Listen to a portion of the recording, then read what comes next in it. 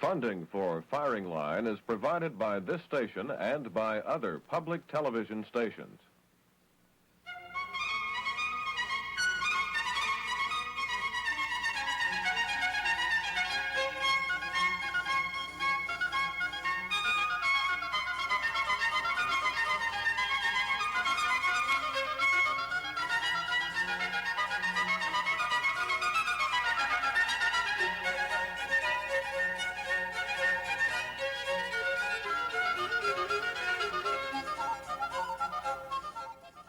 A few weeks ago, in August of this year, a Mexican politician was elected governor of the state of Baja California in one of the most hectic, colorful, and energetic campaigns in recent Mexican history.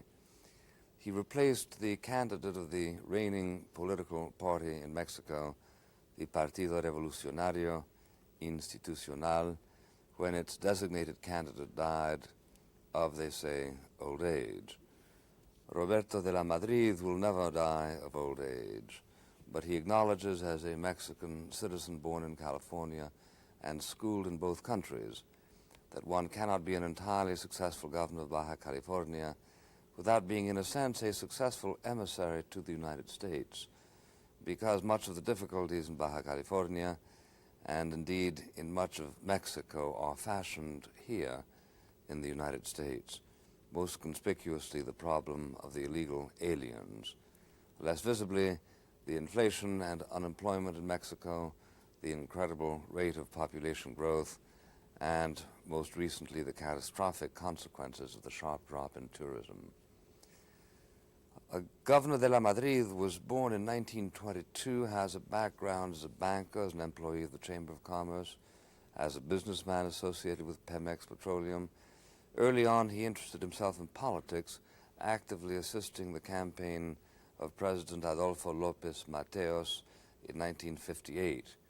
He is an intimate friend and supporter of the current President López Portillo, and throughout the 60s he participated in dozens of commissions designed to iron out difficulties between his country and our own, with the elaboration by President Carter of his proposed program to deal with the so-called illegals. The country whence most of these illegals originate will have a great deal to contribute to the discussion. The examiner will be Mr. Peter Kaye of the San Diego Union, who will be introduced at the time that he joins the discussion. I should like to begin by asking Governor de la Madrid why it is that Mexico's population increase should be higher than that of almost any other country in the world.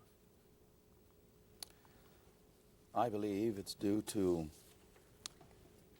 our not having an educational program to that effect at this time well within our people. There are programs underway. Sometimes you affect religion by certain family planning projects that you may put forth. Sometimes, as you know, we Mexicans consider ourselves very manful, and we may have a wrong version and apply this manfulness as to how many children we can have, rather than not thinking seriously how we can support and educate our children. And I believe that through our educational system, through basic programs that are now underway, through world programs that will be put into effect through this worldwide organization in Mexico, that our index of our population growth should drop. We would like also to see that, and this was said by President López Portillo, that to see our index lower to around 2.5. We are still at a little over 3, or around 3.2. So this was brought down from 3.7. So I believe that we are now on our way to controlling our birth rate so that it is not so great to the effect that we have all the problems of education, of welfare, of jobs, of higher education, universities. And I think that we are on our way now to having our population growth controlled. Are you by any chance familiar with a novel published a year ago that won several awards in Europe called The Camp of the Saints? No, I'm not. The Camp of the Saints envisions a situation several years hence in which a million of the entirely dispossessed in Calcutta mount a series of barges, anything that will float, and simply works its way up the West Indian littoral on through the canal and lands in the Gold Coast of southern France. And the climax of the novel comes at the moment when the governors of France attempt to make a decision, namely, will they actually use military force, which is the only relevant force under the circumstances, to keep 1 million human beings from landing, or will they not? In the novel there is, if that is the correct word for it, a failure of will, and those million people land on Western Europe, and in due course the hordes begin to move. There is an instant despoliation of Western Europe, and then there is universal catastrophe. More than one writer have evoked the Camp of the Saints as suggesting a situation that is almost inevitable as things are now marching between your country and ours. Mm-hmm. If indeed you are going to double your population, as present extrapolations indicate, so that you will have over 100 million people in 20 years, and if you cannot sustain them in your country, what more logical than to assume that they will be drawn as by a magnet to the relative verdant paradise to the north? And what is an appropriate public policy in which our two governments can coordinate to prevent that from happening? I think that we should get the source. Why would our people be coming to the United States? They would be coming to the United States, as they are coming to the United States, to better their economic situation. Why is the economic situation back home in Mexico not satisfactory? What can make the economic situation in Mexico a favorable one for them so they can stay in their place of origin without having to move to the border cities in Mexico and then cross into the United States? But you have an answer. I have what I think is an answer. I think that Mexico and the United States should look at the overall problem, as we are both affected. I think that we should have an overall treaty or agreement taking into consideration all phases concerning Mexico and the United States, and not take them item by item, per se, take up the non-documented workers, and then take up the energy problem, and then take another problem. But we should look into the whole matter and set up a whole agreement by which, if Mexico needs to develop more industry, develop more farming, have other means of economic development, and we can use financial help from the United States by not only loans but by open trade agreements, by which we can sell our products in the United States and therefore create jobs and industry in Mexico. We can keep our people in Mexico. Now, this would be one of the phases. Then the United States can say, fine, if I help you in commerce and in trade, I in turn need energy. Then we could talk about energy. We could talk about Mexico needing, say, reforms or changes in certain laws, like for instance, Section 602 of your Tax Reform Act of 1976, that limits the amount that can be spent by U.S. persons that go to Mexico on conventions, and the number of conventions that they may have in Mexico that can be deductible from your taxes. And also, there is a maximum of per diem expenses that may be charged or deducted. And this, of course, takes a lot of accounting by the person who wishes to deduct only 2 of these conventions a year, whereas they can attend 5 conventions in the United States that can be deducted without any restrictions from their taxes. Therefore, our tourism industry, and you have just mentioned it, how it has dropped. If this ban were lifted, then more people would go to Mexico on conventions. This year we had approximately 312 conventions canceled from the United States due to this 602 section. Also, for instance, there is a limit of $100 of the merchandise that you may return from Mexico to the United States free of duty. Well, that's universal. It's not just Mexico. Well, but we are talking now in our relations between Mexico and the United States.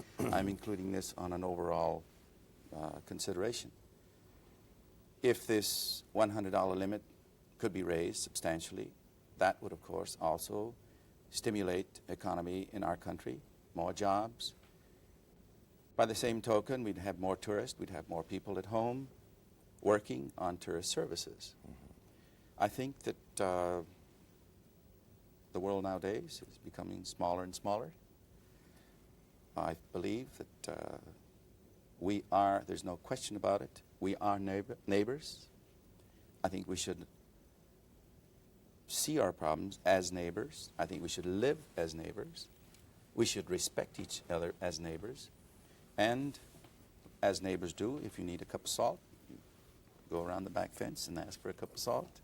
And in turn, maybe next week you get a cup of sugar back. I feel that... Let me seek, if I may, Governor, to universalize this so that I can see exactly what you're talking about. If the only countries in the world were Mexico and the United States, I don't think it would be necessary for me to interrogate you thus rigorously. But there are, of course, other countries, and there are finite problems in America. We, for instance, run a budget deficit. One of the reasons we run a budget deficit is because the government doesn't collect enough taxes. One of the reasons the government doesn't collect enough taxes is because there are too many deductions. And so when the gang gets together to make new tax laws, they seek to strengthen the laws, or to limit the loopholes and so on and so forth.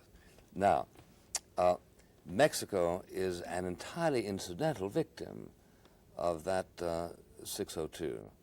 602 means that you can't have conventions in Canada either, or in France, or in England, or in Argentina. Are you saying that Mexico, and if so, for what reason, should be immune from such legislation as is considered in the best interests of the United States that has universal application? No, I am saying that the problem is between Mexico and the United States. Mexico and the United States should get together. But it isn't only a problem between Mexico and the United States. The problem is worldwide shortage of capital. It's unemployment in the United States. It is a singular responsibility exercised by the United States to provide a nuclear umbrella for the entire world. Now, I'm asking you, are you saying that the United States should, bluntly speaking, withdraw, let's say, whatever aid it is now extending to Brazil and to Nigeria, and increase it pro tanto to Mexico? I'm not referring to aid at all. I'm referring to a free trade agreement, an overall agreement between the trade and the cultural and historic interchange there may be between one country and the other. I have not mentioned aid, and I will not mention aid. What I'm saying is, But we do trade with Mexico's Mexico. trade with the United States means that it is the fourth largest customer of the United States. Yeah. And that by so doing, Mexico has a deficit in trade with the United States of $2.5 billion a year. In other words, how much trade do they do with Nigeria, since you've mentioned it? I don't know. But is it as important as the trade with Mexico? I don't think that, and I'm certainly not trying to say these countries should be excluded, as I don't know the consideration. I certainly wouldn't say no, it is only for Mexico. No, all that I'm saying is, and I'm sure that our conversation started in regard to our relations between Mexico and the United States. So if we could keep it that way, I think it would be more fair, as I'm here at your invitation. Yes, but you must understand my point, which is that you cannot ask, or are you asking, that the United States extend preferential treatment to Mexico that it is not prepared to extend to other countries, or are you asking that? I am suggesting it if once the United States weighs its trade, the importance that Mexico may have as a neighbor to the United States, whether it would consider that, yes. So therefore we should, let us say, reduce our tariffs to Mexico to the extent that we would not to Canada. There again, I would say, if you can obtain energy from Mexico and help Mexico by reducing tariffs, so that these lowering of tariffs will produce jobs in Mexico and therefore also keep Mexicans on our side, so that they will not come to the United States undocumented and cause a problem in the United States. I think it's something to look into, yes. Well, why wouldn't they go to India, too? Well, you don't have any Indians coming over here non-documented. Well, as a matter of fact, we do. We have some, and we have Haitians, we have Ecuadorians, we have in Colombians. what percentage? But No, not the same percentage. No. Well, so you in the first place, we do buy energy on the world market, and we pay Mexico to the extent that it exports energy, the OPEC price, so that we are consuming as much of your energy as you desire to export to us under existing conditions. That's right. So there's no sense in which we are discriminating against you there, is there? We are building an aqueduct to Texas for gas, as you know, that should be terminated in approximately 2 years. Yeah. So that Mexico will be able to supply gas to the United States. Well, now, Dr. Jorge Bustamante of the Mexican College said President Carter is focusing on the problem from an internal political perspective without any concern for the implications for Mexico. He says the return of migrants will bring social disruption to the border areas where there already exists explosively high unemployment level. The measures suggested by Carter constitute an unfriendly gesture to Mexico because they imply a total lack of sensitivity to the economic situation of Mexico today. Now, as I understand Dr. Bustamante, he's saying, if we take people who are illegally in the United States and return them to the country of their origin, we are guilty of a hostile act towards the country of their origin. Can you provide the logic for that conclusion? Well, I didn't write the book. Mr. Bustamante wrote it. But so you disavow his statement? I think that the United States is within its rights, that if anyone is within its country in an, I won't use the word illegal, but I will say in an undocumented manner, that the United States has laws to the effect by which they may deport these people. However, reality is showing us that even though there are existing laws and that there are existing agencies to patrol and control the entering of undocumented Mexican aliens in the United States, they have not been able to control or fight or stop. So we say, why? Because we get back to the source again. These are people who do not have jobs. These are people who must find a way to better themselves. And when you are in such a position, you look and you find any way by which you can get to where you can find a job and better your economic situation. I think it's that simple. I would like to say, during World War II, it was the United States who said, send me Mexicans. We need Mexicans to help us in the farms and in the industry and in commerce, because we need them to help us now during the war. We need them just as much as we need our soldiers. So, But we didn't ask Mexico to do this for patriotic reasons. Well, Mexico was, as you know, outstandingly neutral during the war. But we were asked to do so, and we did send braceros under a bracero agreement. You didn't send them, you allowed them to come. You didn't conscript them and send them. No, all right, we allowed them to come. But anyway, the United States did desire them, and they were here, and they did help. In the last 20 years, they have been accepted. I mean, it's not a new fact that non-documented workers aliens from Mexico are in the United States, and they've been here for the last 20 years. Why had nothing been done before? I believe it's because it was to the advantage of the United States to have them here at the time. It was convenient. Now, situations have changed. It's not convenient. I think there's a lot in what you say. I think that it's true in Sweden, certainly where they import Turks. It's certainly true in Switzerland where they import Italians. It's true in West Germany where they import Turks.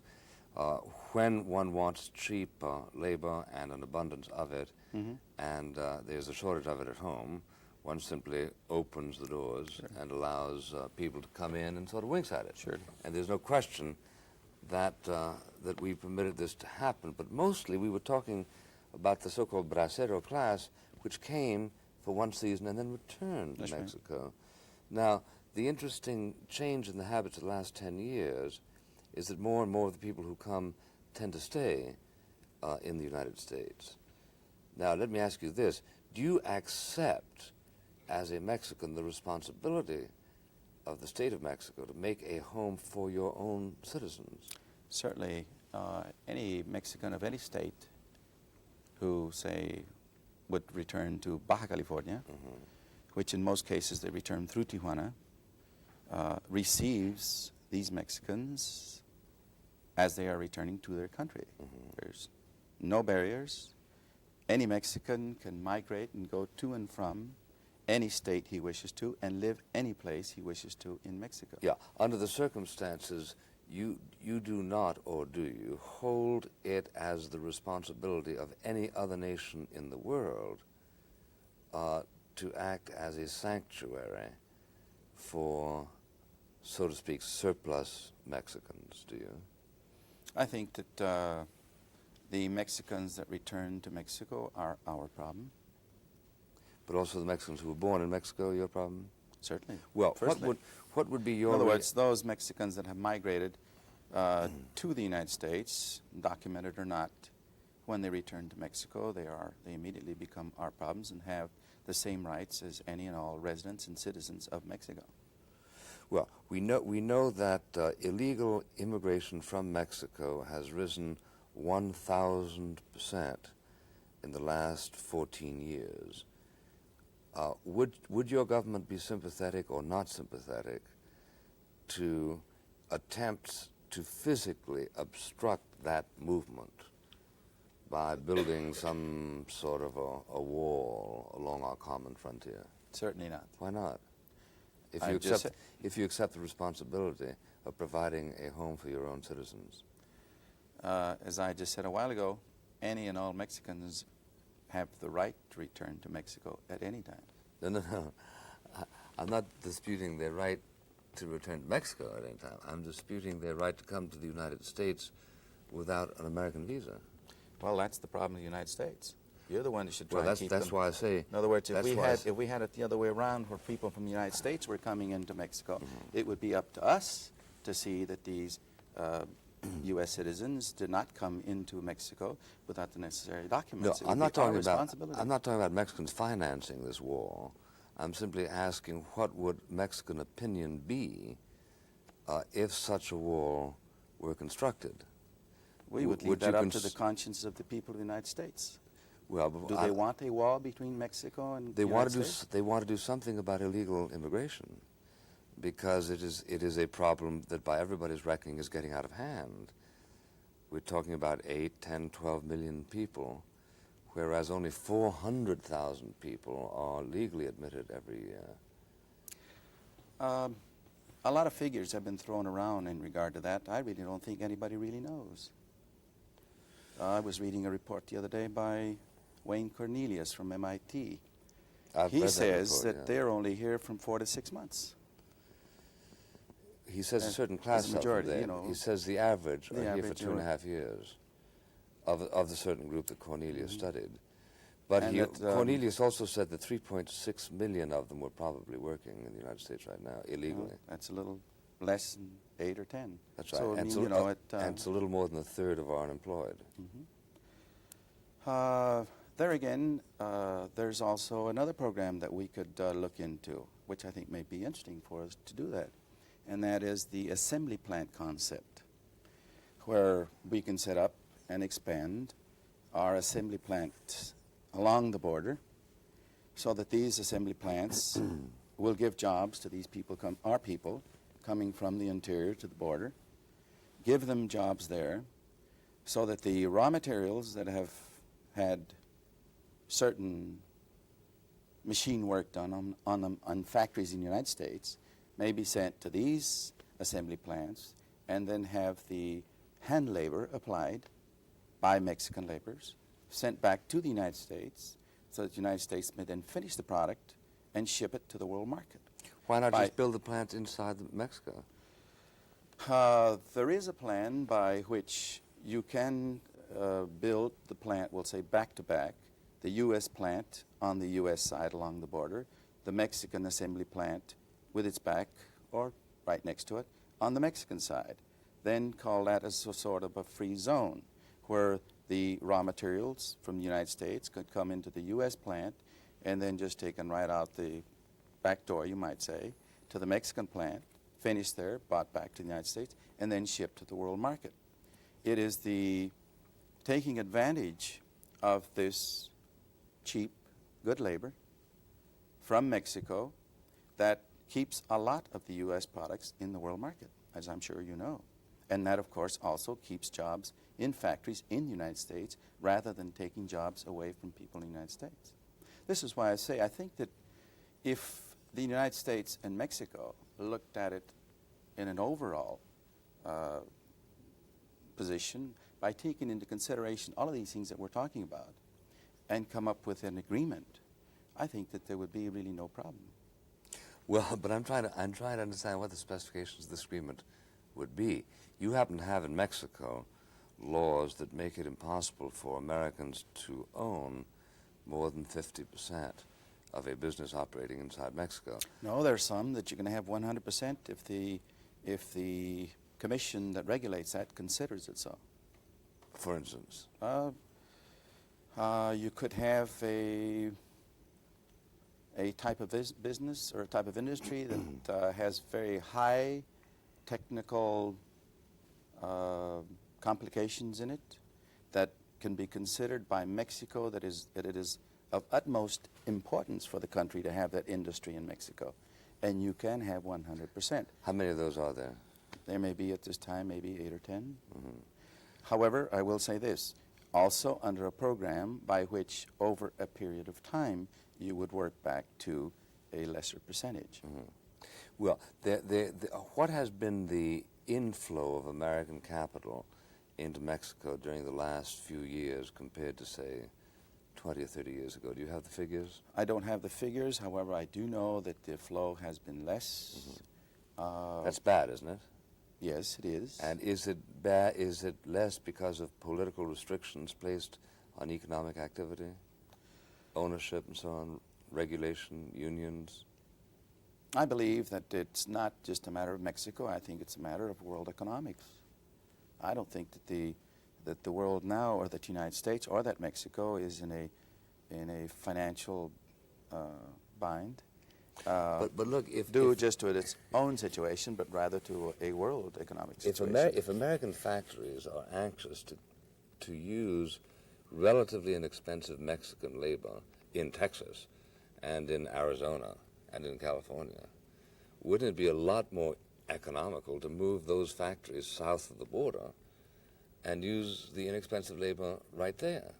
And the answer is they don't do that because... They would put U.S. people out of work. No, because presumably they're putting U.S. people out of work anyway if they're using Mexican labor coming in over the border. The reason they don't go down there is because they fear the nationalization of their capital by the Mexican government, and because there are all kinds of laws forbidding them to do it. I don't think there's any danger of any of these companies being nationalized. Well, the oil company was nationalized. This was back in 1938. And things were worse. 40 years. This was 40 years ago. Yes. Well, time and history at this point has shown us that it was a good move. Well, it was certainly profitable. There's nothing like getting oil at 3 cents on the dollar. But it may not have been a very good move in terms of the strategic confidence in attracting the American dollar that makes jobs for people who now have to come to the United States to get those jobs. I believe, and I firmly believe this, that in Mexico we're living a new political and an economic era. I believe that it is also a new era of friendship between Mexico and the United States. I can't recall when two presidents, as now President Carter and President Lopez Portillo, have developed friendship as they have, and constant contact, so that one country may know what the other one's doing, so that one country supports the other. Friendship between their wives. They're getting programs underway by which to help children, both in Mexico and the United States, and exchange of culture. I believe that there's a big concept in the making. Are you contrasting the behavior of President Lopez Portillo with the behavior of his predecessor? Of all of his predecessors. Well, now, I'm not talking about all his predecessors. I'm talking about President Echeverria. He's one of them. Who was not known in the diplomatic world as a friend of the United States. In fact, there was a Jewish boycott organized in Mexico, you will remember, yes, as a result of the vote, of Echeverria's vote to denounce Israel as being a racist state. Echeverria ordered his ambassador to the United Nations to vote consistently with the enemies of the United States. So is there a departure, as you see it, from that sort of presumptive hostility in foreign affairs between the United States and Mexico? I think that there is a definite attitude of friendship and coexistence from Mexico with the United States. Well, I think we want Mexicans to like us, and I think we want to like Mexicans. I'm not going back to President Santa Anna, and you're being kind enough not to refer to the fact that Texas once belonged to you anyway, as did California. So we are willing to talk about realities. Surely. But the realities right now are that your country, on a massive scale, your citizens, are violating American laws on a massive scale. And we don't quite know what to do about it. And you are certainly not coming up with any ideas, the effect of which will be to cut down on that lesion. So we may be headed towards a certain ugliness we both want to Sure. avoid. That's right. Right. Certainly. Now, one of the ways to avoid it, I should think, being practical, would be to relax those of your laws that prevent American capital from conducting on Mexican territory what they are conducting on American territory with Mexican labor. This is one of the things that can be taken into consideration on this overall program that I'm talking about. And you'd vote for it? Well, if I had the authority to vote, yes. If a syndicate of Californians went down and visited you in your capital and said, Governor, we've got $200 million here, which we want to invest in a huge citrus plantation, and we want to develop a means of plucking the oranges and plucking the lemons, squeezing the juice, canning them, and sending them out to the world market.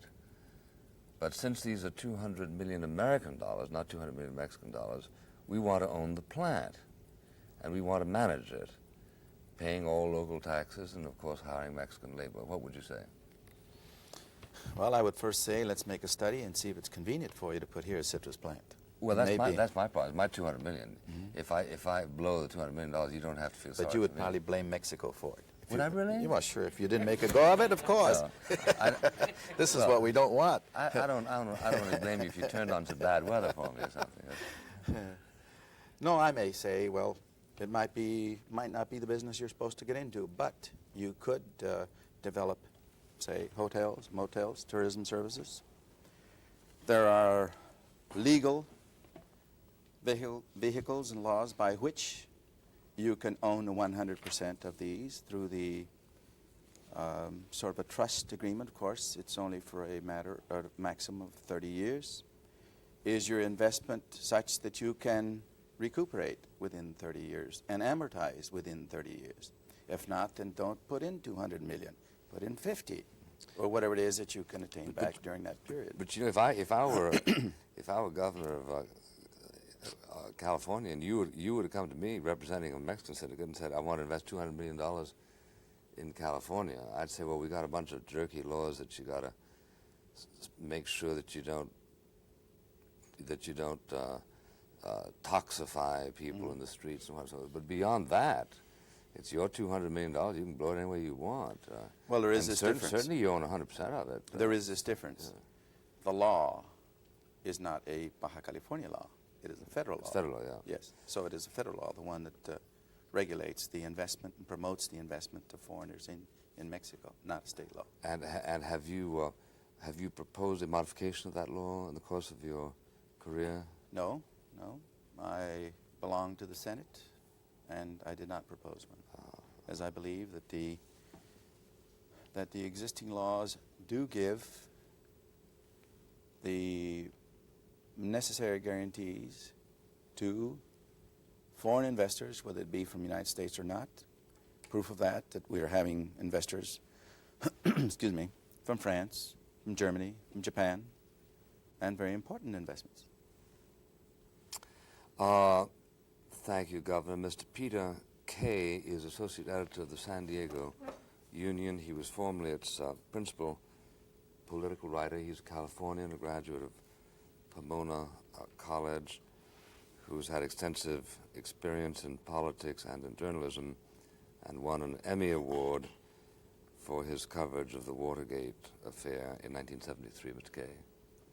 All right. Thank you. I'd like to turn this around, at least briefly, for a moment, and ask you a question, Mr. Buckley. It seems that in the early part of this discussion and talking about the common problems that these two countries have, that Governor de la Madrid talked about cooperation and you talked about building walls between the two countries. Now, realizing that the problem of undocumented or illegal aliens is one that is not limited to the border. We have large-scale immigration from Latin America, principally Mexico, as far away as Chicago. So it's really a national problem for us as well as it is for Mexico. And as a national problem, it's one that has been a tremendously costly one in welfare, in education, in crime, in the jobs that these aliens take from American workers. Now, Governor de la Madrid has suggested what you call special status, which might cost us some money as Americans. But what's the alternative? The alternative is the money we're already paying. Wouldn't it be better to set up some favored nation status with Mexico and to attack the problem at its source, as he suggests, rather than wait until all these people cross the border and we have to deal with the problem in a random way as we're doing now. Oh, conceivably. Conceivably. And as you know, there are variations on those accommodations all over Europe. The special carnets that some Italians have in Switzerland, for instance. They give you different kinds of rights. I was anxious to find out from Governor de la Madrid whether he thought that the propinquity of Mexico required special treatment of Mexico to be distinguished from the more general treatment that we accord to other nations. There might be a case for union with Mexico, for all I know, to take an extreme.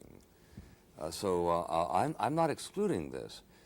I'm simply saying that if we are going to continue to have laws, if those laws are going to continue to apply to Mexicans, not just Uruguayans, but Mexicans also, there has got to be some thought given to the enforcement of those laws. And very little thought, so far as I can see, has been given to that enforcement. Well, there has been some thought given by the Carter administration, which has come up with a program which we haven't talked about as yet, and perhaps we should. And this is a program, and I think I would like Governor de la Madrid to comment on some of the major provisions. It would give non-deportable status to Mexican aliens who cross the border without documents or who cross it illegally. If they were in the country anywhere between 1970 and 1977. Now, if this is the case, the chances are these people, some of whom may have become skilled workers, probably would be unlikely to return to Mexico. What would be the effect of this sort of a drain away from Mexico? Well, the fact is that the drain has already happened. In other words, they are already here. I don't know that the bill has been presented or not on all of its contents. No, it has not. It has not. Just an outline, I believe. That's right. And if I remember right, one, non-documented Mexican aliens that have been here before or prior to January 1st, 1970, and have been here more than 5 years, something like that, will have the resident status normalized or fixed, so that within another 5 years... And the right to bring their family. And the right to bring their family. Mm-hmm. And within 5 years also obtain a U.S. citizenship. I believe the other is from January 1st, 1970 to January 1st, 1977. May remain there for another 5 years, but no provisions have been made as to yet what may happen after those 5 years. Whether they will be deported or whether they may have their residence obtained and maybe apply for U.S. citizenship. And then thirdly, the ones who entered the United States after January 1st, 1977, they would all be deported. I believe that those are the three classifications. I think it also has a provision by which an employer who employs a non-resident alien will be subject to civil penalties, not criminal penalties. I think those are about the outstanding... Well, there's the identity card. Oh, yes, the registration. Whereby... Well, that was scrapped. Well, it hasn't been completely projected, scrapped. It's run into serious objection. It's not in the Carter bill. And probably because of the objections of Mexican Americans who feel that would give them second-class citizenship, that they would have to carry around an identity card. It's also quite a strong conservative objection, I believe, just to the whole concept of identity cards in this country. Yes. Yes, it is. I think it's a traditional one. It's intuitive, and I think it has less and less plausibility, since, after all, you have to carry around driver's licenses, you have to carry around Social Security cards, you have to carry around passports. Credit cards. To add an identity card to that doesn't strike me as necessarily ignominious. Well, they're even talking about using some of the cards you mentioned as identity cards. But Yeah, I they'd wonder, have to make them forgery proof, which is expensive. I wonder if the governor has any initial reaction to these Carter proposals. Do they sound like they would be something that the Mexican government and that Baja California could live with, could be happy with? I believe that it is a very important step that is being taken by President Carter. Why? Because it shows his consideration of the problem, saying, all right, something like what Mr. Buckley said a minute ago, all right, there are existing laws that restrict this, all right, let's change it around so that we can cope with the problem. It's one that is already there. These aliens have intermingled with our own society. They now have children born in the United States, may have wives from the United States. So it would be also very drastic if these people were taken away from their families, not only, say, of those that are living here, but you may create very, very, very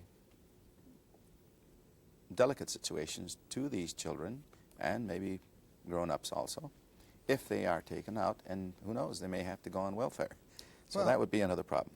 It also, however, if the Mexican aliens now living in this country should bring their families up here, that would create somewhat of a trade imbalance. And right now, a lot of them go back into Baja California with money. That's right. A lot of them send money back to Baja California. And in a sense, your economy is helped by the aliens working up here. Very is it not? definitely. Very definitely.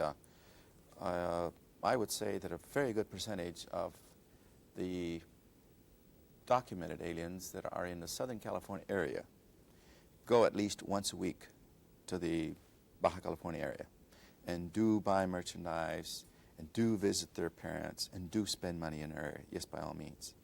And of course, it works the other way. Many Yes. Mexicans come up here to shop. We, of course, do a lot of shopping here also.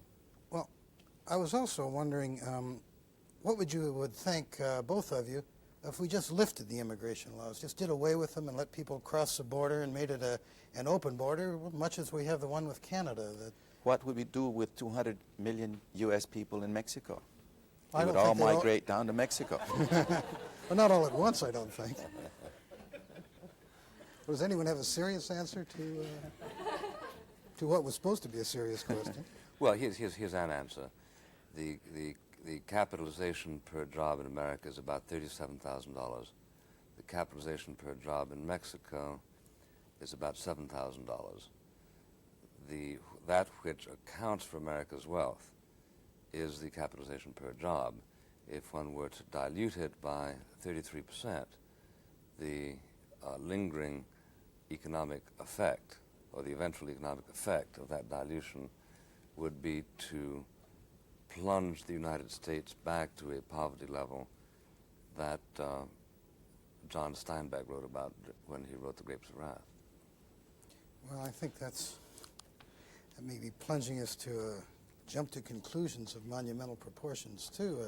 Would that not create a free market? After all, the reason that Mexicans get jobs up here now is because they work cheaply, they are good workers, and they don't cause very much trouble. They don't belong to labor unions. At certain jobs which many American working men decline to themselves to undertake. It is a phenomenon. Then once again that we see all over the world. There are very few second-generation assembly plant workers. In Detroit, you very seldom find people working on the assembly plant whose parents work there. You find the blacks doing it. The same is exactly the case in West Germany, exactly the same in Sweden. One is always looking for people who are slightly hungrier. If, however, one were to attempt to erase all distinctions, what you would simply have is a class war conducted primarily by the labor unions, the craft unions, that would seek by artificial means to maintain an unobjective level of compensation given the surrounding circumstances. After all, there are electricians in Mexico. There aren't only just people who can pick oranges, and those electricians are perfectly prepared to work for $1.50 an hour. So what happens when they come and offer their services for $1.50 an hour in New York City? You have something on the order of civil war. That's what would happen. If I may make Please a comment in regard to your question, I would go back and say, what has made the United States such a great country, if not all of the migration that it has received from so many countries? Exactly. Yes, but it is a migration, the speed of which has always been a national consideration. At a certain point when we had a frontier which was unpeopled, there was very little regulation over the rate at which people came in, immigrated. But when that frontier was reached, it then became a matter of regulation. And it, after all, makes very little sense for a country like the United States to be cranking up programs of Planned Parenthood and at the same time encouraging 100 million Mexicans to come on over and stay. We've only got a 68 million population. I don't see how we could send 100 million. By the time this law gets passed, you will have. You're right there. Maybe some of them will come twice. Following on your line of our next generation search for unskilled and semi-skilled labor, should we then consider a modernized bracero program, possibly under another name since that's become something of a dirty word up here, maybe not for just for agriculture, but to provide relatively inexpensive labor in other lines of work? Don't tell anybody, but that's what they do in South Africa. Well, how about the United States? No, they don't do it in the United States. I mean, how about But doing it in the in United South States? Africa, they have their industries around the white portions of the country and the Bantustan states, which are at least ostensibly dominated by the blacks, cross the border, do the work in the industries, cross the border, and go back at night. I think it's a very factitious arrangement. I don't think those things work successfully for very long. But I can see a situation in places like El Paso, Texas, and Brownsville, where there is a certain number, of people, day in, day out, who make that trip. I believe that there are approximately 12 to 14,000 people from the Tijuana area who are documented that come over every day and work and go back every day. And for a while, some of the aerospace plants in San Diego Yes. had assembly plants south of the border, but it was Yes. opposition from the labor unions that forced those. I don't know if they're closed down, but they've certainly been diminished from what they were Yes, at one time. that's true, yes. Would you favor, obviously, you would favor a reopening of that. Yes, by all means, yes. What do you consider the primary obstacle to this special relationship or a new mood of cooperation between the two countries? Do you think the primary obstacle is in your country or in this country? I don't think there's any obstacle really in any country, in any one of our countries. I believe that we are taking very important steps towards solving this problem.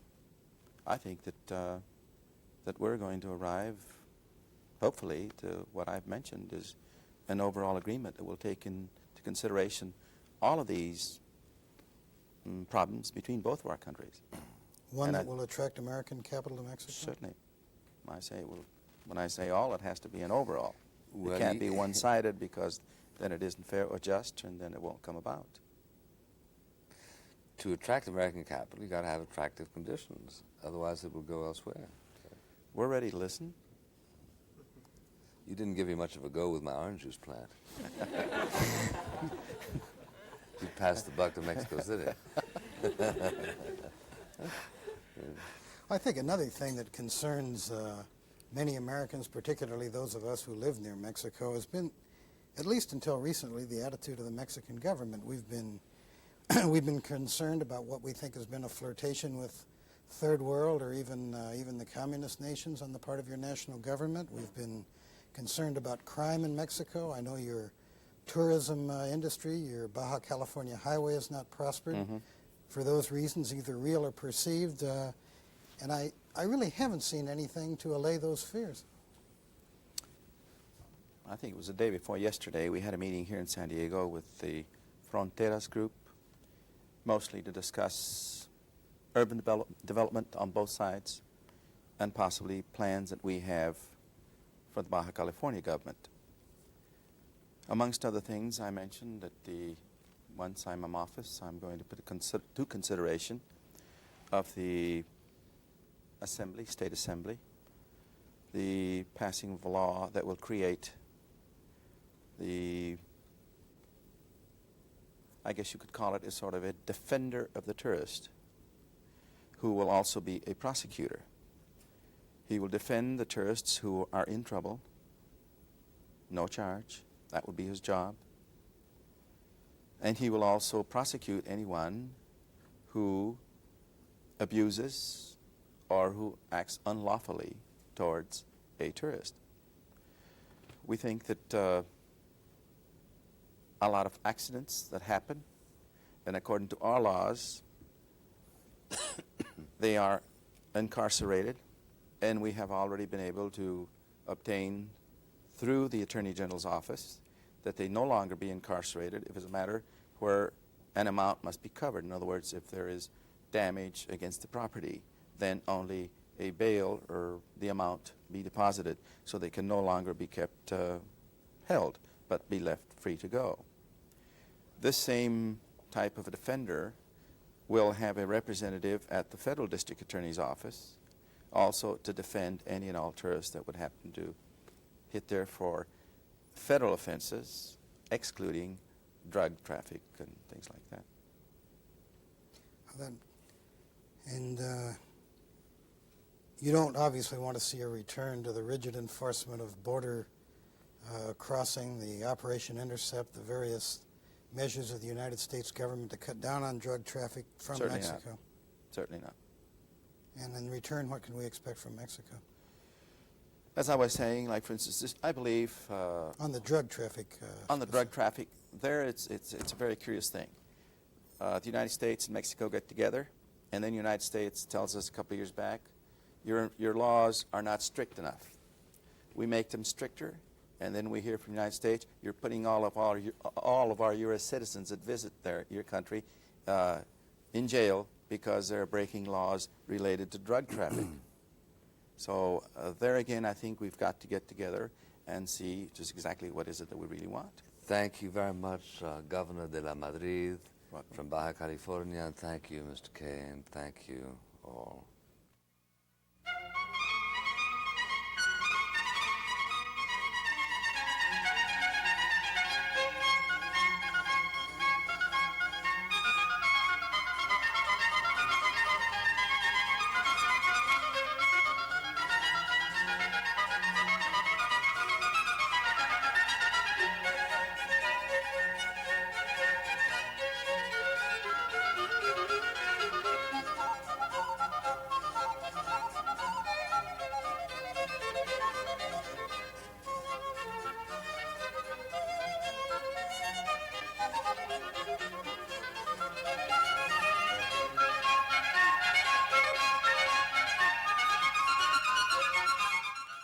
For a printed bound transcript of this program, send $1 to Firing Line, Post Office Box 5966, Columbia, South Carolina 29250.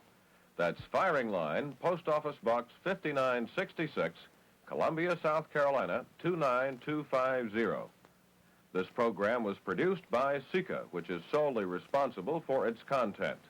Funding was provided by this station and by other public television stations.